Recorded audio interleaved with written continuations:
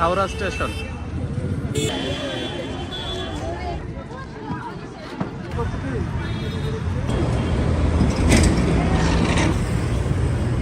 সুপ্রিয় দর্শক, আমি এখন যে জায়গাটিতে দাঁড়িয়ে আছি সেটা হলো একপাশে হাওড়া আর ওই পাশে হলো কলকাতা।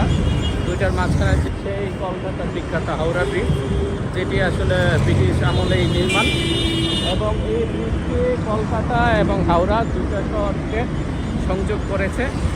আর এই ব্রিজটি যে নদীর উপরে দাঁড়িয়ে আছে সেটি হলো হুগলি নদী। কলকাতার অন্যতম একটা ট্যুরিস্ট স্পট হলো হাওড়া ব্রিজ। এটা দেখতে আসলে বিশ্বের অনেক জায়গা থেকে মানুষ আসে। চলুন আমরা আজকে এই ব্রিজটি এক্সপ্লোর করব। আমার সাথে আছে আমাদের প্রিয় ভাই রাশেদ ভাই। আমরা আসলে আছি কলকাতায়, সিটি অফ জয়। আর এখন যে আছি এটা হলো হুগলি নদীর উপরে এই হাওড়া ব্রিজ। এটি আসলে ব্রিটিশদের একটা শিল্পকর্ম।